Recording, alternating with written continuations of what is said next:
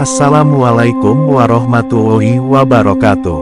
Pemirsa Tasawuf Religi, inilah kisah ular yang menanti kedatangan Nabi Muhammad selama ribuan tahun. Kisah pengorbanan para sahabat memang tiada habisnya. Dari Abu Bakar, Umar, Utsman, Ali juga para sahabat yang lain. Mereka tak pernah memperhitungkan kerugian yang akan dihadapi. Bahkan kehilangan nyawa pun tak jadi masalah. Kecintaan dan getar hati Abu Bakar R.A. ketika Nabi Muhammad SAW harus hijrah ke kota Madinah. Beliau mengajak Sayyidina Abu Bakar, orang yang sangat dekat dengan beliau, untuk menjadi pendamping dalam perjalanan menuju ke kota Madinah. Sayyidina Abu Bakar dengan penuh adab yang bersungguh, kata kuncinya dengan penuh adab yang bersungguh, diajak ke Madinah. Harusnya dari kediaman beliau berjalannya adalah ke utara, karena Madinah secara geografis terletak di utara dari kota Mekah, tetapi Rasulullah SAW berjalan menuju ke tenggara. Sayyidina Abu Bakar tidak bertanya, beliau ikut saja apa yang dibuat oleh Rasulullah. Karena di hati beliau ada cinta dan percaya dan sesuatu yang tidak lagi perlu tawar-menawar. Rasulullah Al-Amin, tidak pernah keluar dari lidah beliau sesuatu yang tidak patut tidak dipercaya. Pribadinya penuh pancaran kecintaan, mencintai dan sangat pantas dicintai. Pribadinya begitu rupa menimbulkan kerinduan dan cinta.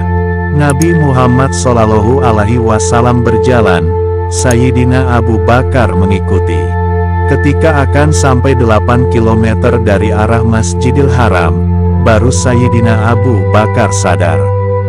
Mau istirahat ke Gua Sur, karena sudah mendekati Gunung Sur.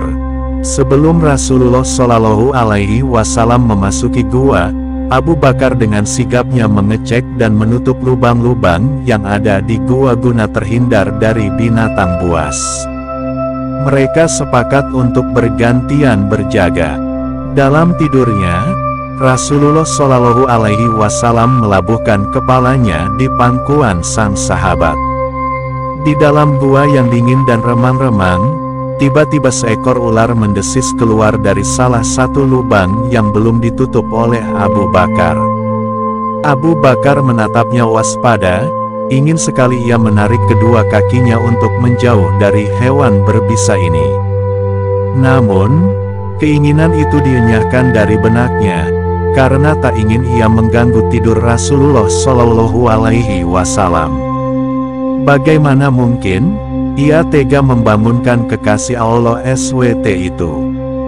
Abu Bakar menutup lubang itu dengan salah satu kakinya. Lalu ular itu menggigit pergelangan kakinya, tapi Abu Bakar tetap saja tak bergerak sedikit pun dalam hening. Sekujur tubuh Abu Bakar terasa panas, ketika bisa ular menjalar cepat di dalam darahnya.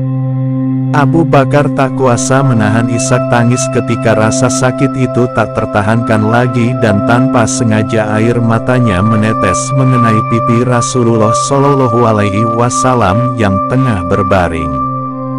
Rasulullah SAW terbangun lalu berkata, "Wahai hamba Allah, apakah engkau menangis karena menyesal mengikuti perjalanan ini?"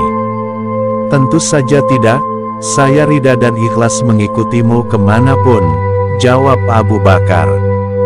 "Lalu mengapakah engkau meluruhkan air mata?"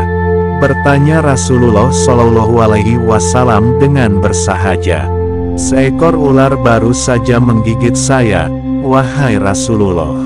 Lalu bisanya menjalar begitu cepat ke dalam tubuhku," jawab Abu Bakar dengan suara tercekat.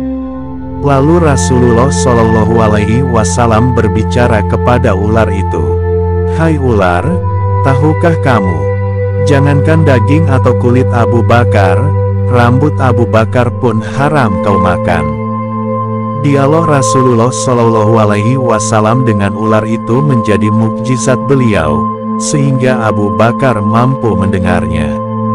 "Ya, aku mengerti," jawab ular. Bahkan sejak ribuan tahun yang lalu ketika Allah mengatakan barang siapa memandang kekasihku, Muhammad, fi'ainil mahabbah atau dengan mata kecintaan, aku anggap cukup untuk menggelar dia ke surga, kata ular. Ya Rab, beri aku kesempatan yang begitu cemerlang dan indah. Aku ular ingin memandang wajah kekasihmu fi'ainal mahabbah, lanjut ular.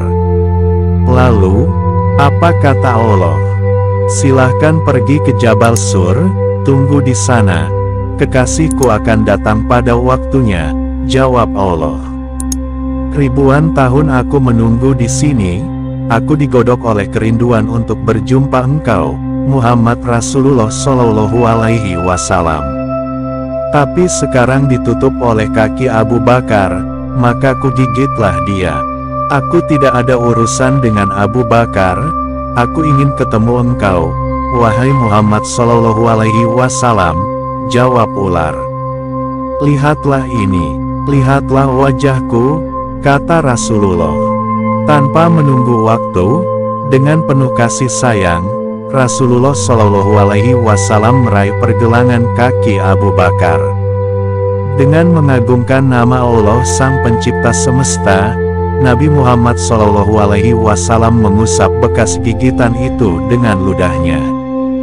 Maha suci Allah, seketika rasa sakit itu hilang tak berbekas. Gua Sur kembali ditelan senyap. Kini giliran Abu Bakar yang beristirahat dan Rasulullah Shallallahu Alaihi Wasallam berjaga. Dan Abu Bakar menggeleng kuat-kuat ketika Rasulullah Shallallahu Alaihi Wasallam menawarkan pangkuannya untuk beristirahat.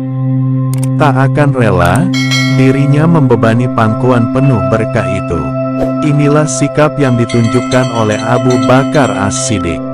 Sebagai seorang sahabat kepercayaan Rasulullah Shallallahu Alaihi Wasallam, ia merelakan semua yang dimilikinya demi keselamatan dan perjuangan dakwah Rasulullah Shallallahu Alaihi Wasallam. Bahkan ia merelakan nyawanya terancam demi menemani Rasulullah Shallallahu Alaihi Wasallam.